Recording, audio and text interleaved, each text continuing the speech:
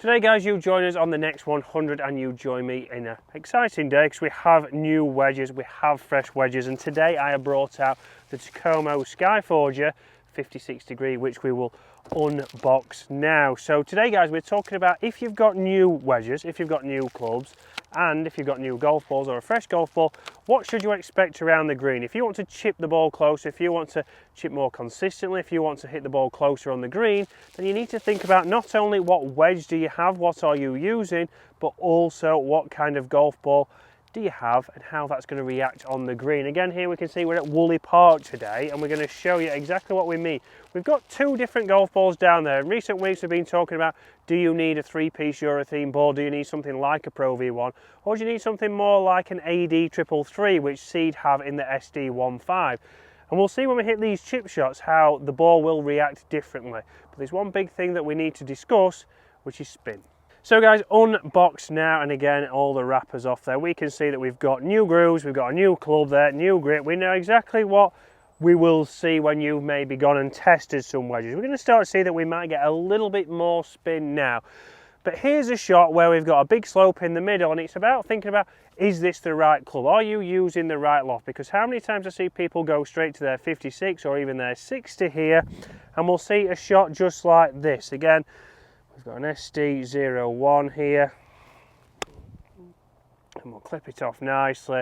Oh, that was a great shot, but I've got a nice little interaction with the ground, I've got a good strike, but it's the wrong loft, it's the wrong shot for that. So we need to think about what kind of ball flight do we want first. So first of all here, let's think about how we would throw that golf ball. So if I had this ball here now and I'm thinking about how am I going to get it as close as possible? Well, I'm going to obviously have a judge, get that ball landing short and running up that slope. So still needed more than that. So therefore we've got to think, right, can I get this club to go low? Do I need to change my setup? Or could I potentially just change loft? So we could change loft, we could go down to your 40 degree, your 48 degree, maybe your 52. But here we're going to continue with this, and we're going to talk about right now, we've got the SD015. So again, this is a golf ball that is a two-piece golf ball that more than likely will pop up a little bit higher. So we have to think, right, I need to get my setup to give me the best chance of getting this ball coming out low. So I've got that ball position back now. I've got a little bit closer to that ball, and we're going to start to see that that club is pointing forwards. But you see that obviously it's just left of my zipper, but it's not in that left pocket, because what we do if we get that club way forwards is we're going to encourage that leading edge, that fresh leading edge, to dig straight down into the ground, and that's where we might see a big divot and the golf ball just go there. Okay, not very far, and then we've got the same shot again, and I know what you're all thinking, well, you'll just get the putter out there because you're going to be more confident with that. So let's get that ball position back a little bit taller in the shaft, and then we're going to treat it like a putting motion. You can see there, nice and low, but a little bit short. So straight away there, you can see I'm able to change that to get the ball flight that I want. And you can see there we had a little bit of an interaction with the ground. I'll move my shadow.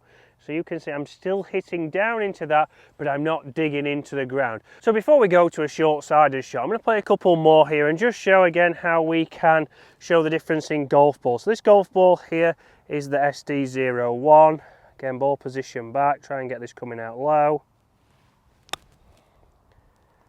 And you'll see there a lot of spin there on that third bounce in the end. So you can see how we can get that ball coming out low, and we can do it with a 56 degree of loft. So we don't have to go down club. You've just got to think which is going to be easier for you. And I would say for 99% of people behind the camera or behind the screen now, it's probably going to be easy for you to drop down a club. We don't have to make as big a swing, and we know the smaller swing that you make, the less potential for error. You might have a little bit more control on that club face. If we've got more control of that, we've got more chance of hitting it close and getting up and down and lowering your scores, which is after all what we want to do. So this one here is that SD15 now. So we might see that this might pop up a little bit higher, same swing. And it did. So you can see there straight away, popped up a little bit higher, and it did run out a little bit more, so less spin on that golf ball. So this is where you've just got to think, which is the golf ball that you use. If you're somebody who uses a two-piece golf ball, then you just need to think about where you're landing that golf ball. For me there, I would have needed to land that a little bit shorter to counter for that ball running out. If you're using a 3-piece golf ball, we know we might get that little bit of spin, so we might have that little bit more control. But I would say on an average, you shouldn't be reliant on spin. You shouldn't be thinking, right, I need to get spin this shot. If I play this, it's perfect. Think about the percentage shot. Think about how it's roughly going to react, and then we can start to get your proximity close. And if we're close to the hole, we know we've got more chance of getting out there with hopefully a 1-putt, if not a 2-putt. Okay, so now we're at a different part of the green. I'm in the rough now, and again, it's winter time now. So we're going to be talking about different lies, obviously coming up in the next few months, of how we might play different shots here. So again, when we're short and when we've got water in between that club face and the golf ball, we know that we're not going to generate as much spin. So we know that it's going to run out a little bit more. So we need to make sure that we're thinking about where we're landing that ball.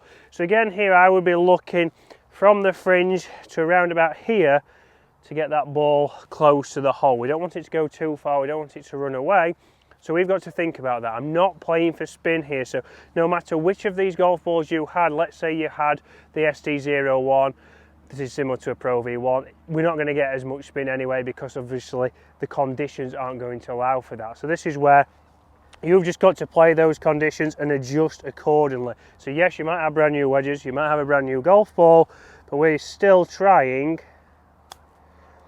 to land the ball in that landing zone, and you can see there, ran out nicely right at the start of that landing zone.